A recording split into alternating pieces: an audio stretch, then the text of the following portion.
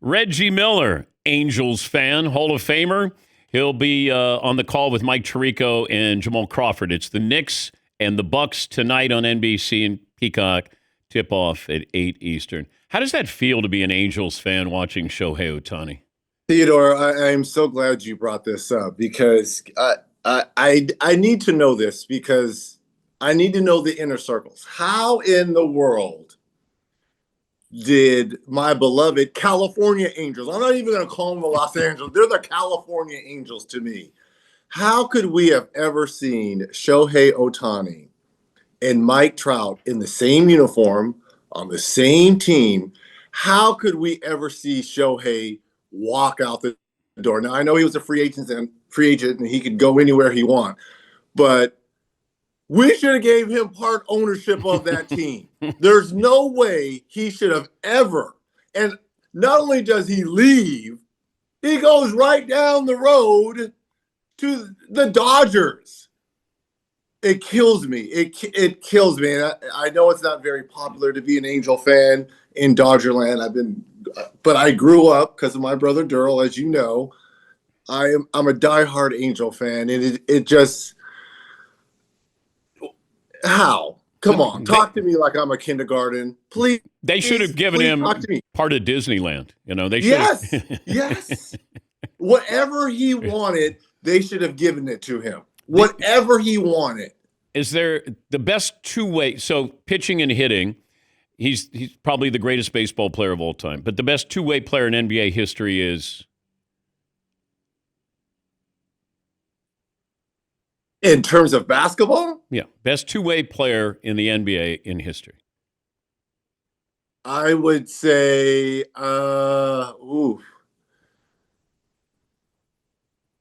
Kawhi comes to mind. Two-way, offense and defense, right? But he's not better offensively than Jordan, and he's not better defensively than Jordan. I would say he's on par defensively with Jordan. He's not offensively as good as Jordan. Okay. Elijah won. Ding ding for the win. Oh, here's another one. Kareem. Early in his career. Okay, well, early in his career he was that. I would say Kareem or Hakeem. Because I know it's not apples to apples with what Otani is doing. But you do have to play defense, and Mahomes doesn't have to play defense in the NFL. Correct. So just to be able to go to the other end and not be a liability, or to be a stopper. I don't know. Do we have stoppers anymore in the NBA? I will say in today's generation, in today's games, I would put Giannis in that category. He averages 30, but he does a good job on the defensive end.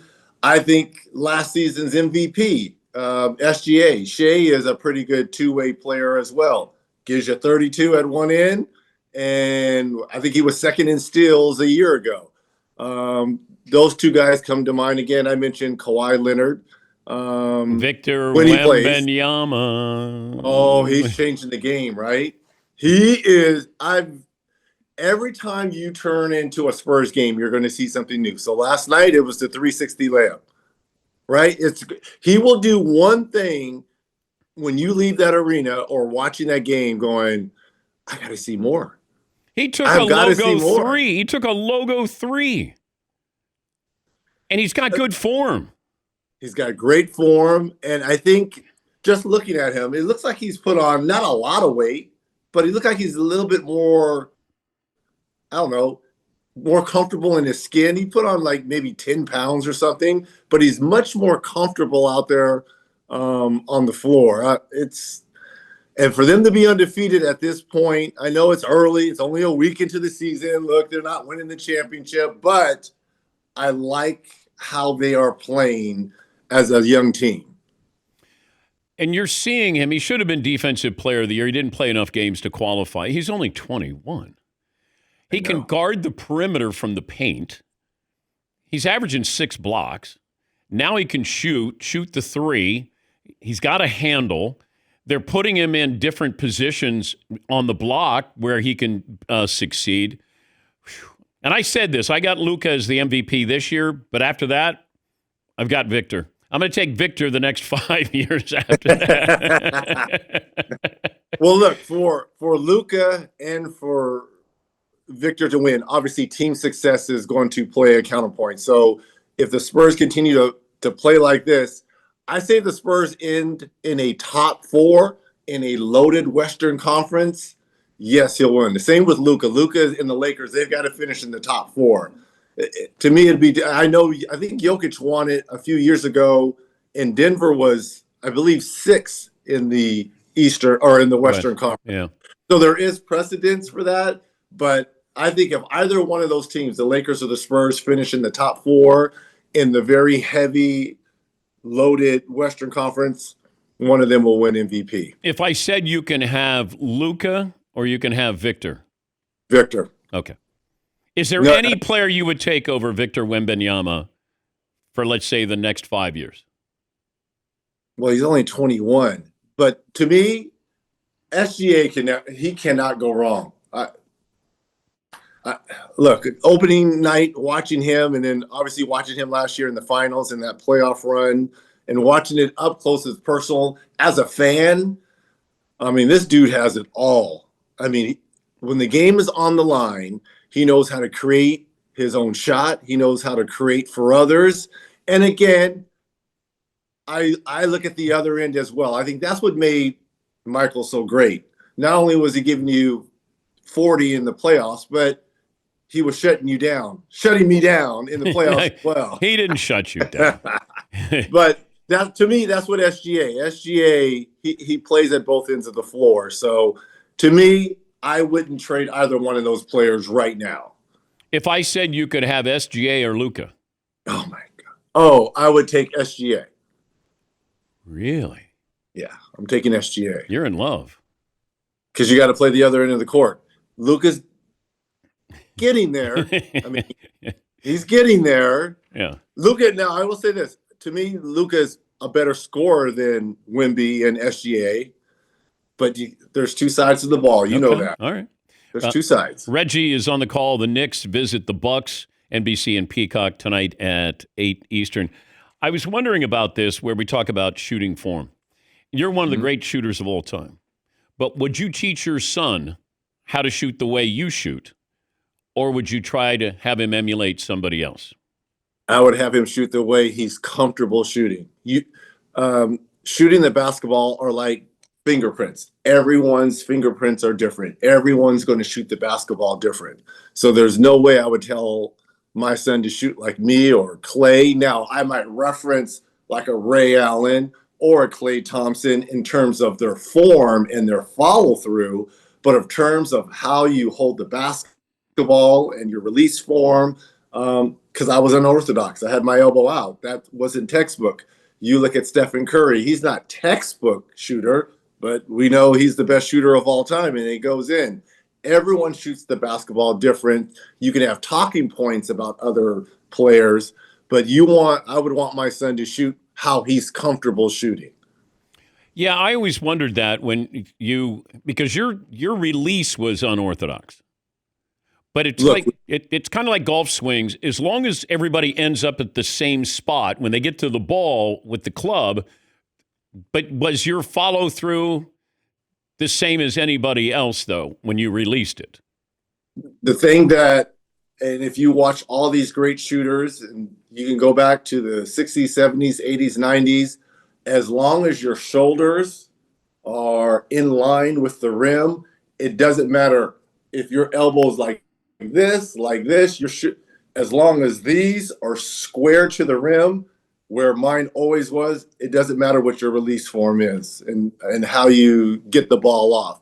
As long as your shoulders are in line with the rim, that's all that matters. Yeah, but Larry Bird made fun of my release because he said, your shoulder, it's out. And I go...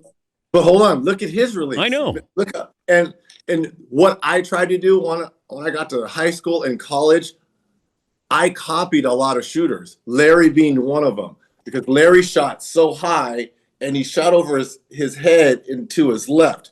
I took a lot from Dale Ellis, who was another great player coming off screens. He shot the ball like right in front of his like face almost. So I would on the court, depending on the situation, if I was coming off and getting ready to shoot over my right shoulder off a pin down screen, I shot like Larry. I would get the ball on the high release. When I was curling coming off my left shoulder and a chance to get in the rim, it's a much quicker release. So it was more catch and shoot like a Dale Ellis. So I would pick and choose different shooters that I respected their games and how they released the basketball and incorporated that into my very unorthodox release and shot.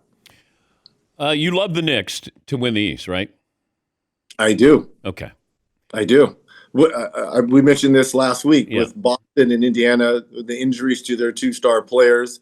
It's wide open, but to me, it's Knicks or bust. Though, I mean, they just beat the Cavaliers opening night.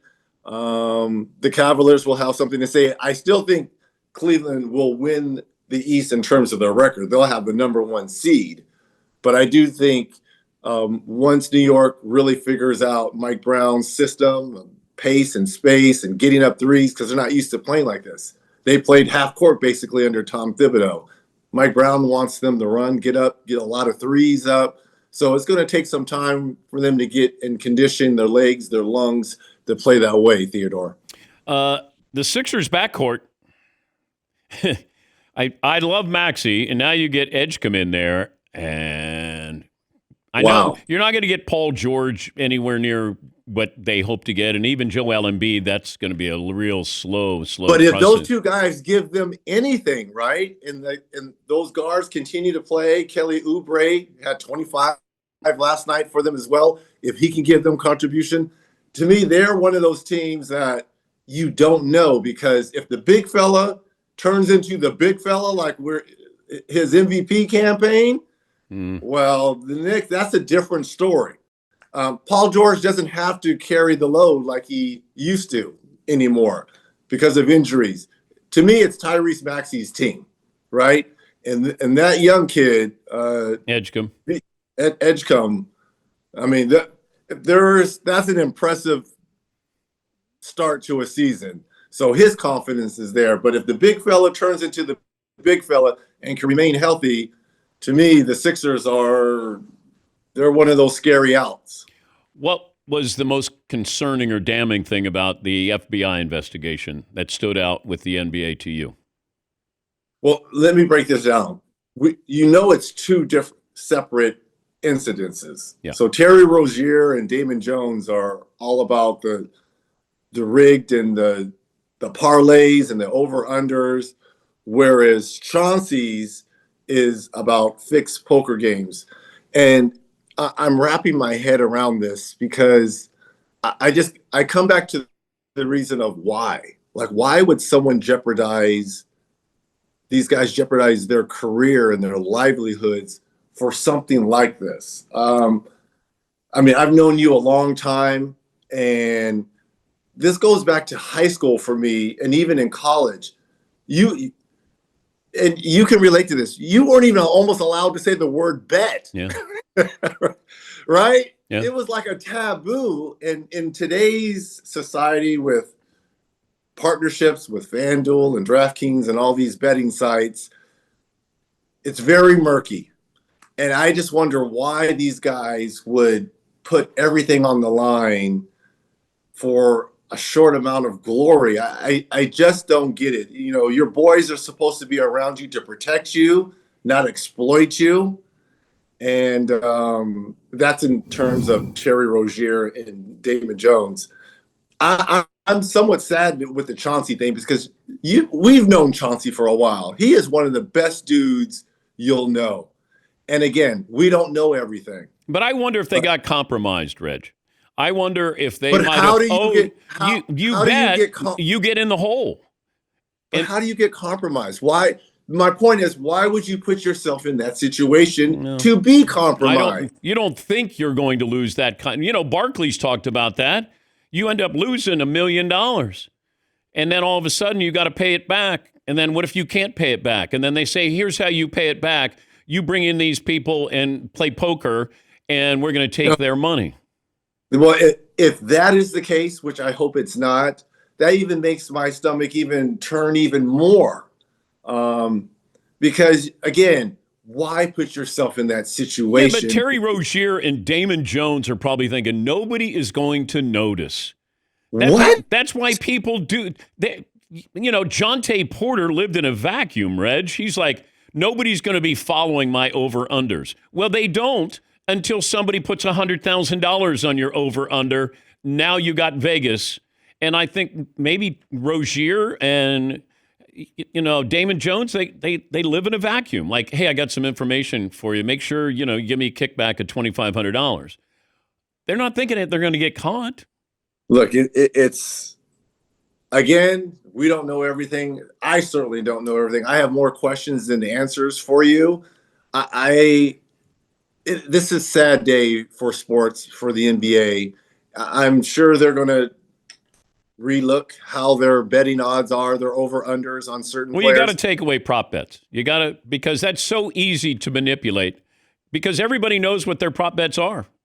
You got the Bucks game tonight. I got Giannis's over-under rebounds at 12.5. Yeah. Right? I don't know what you can do. I don't know what you can do. Would you rather go back and talk about the Angels and Shohei Otani? I don't know what hurts me more, this betting thing or Shohei leaving the Angels.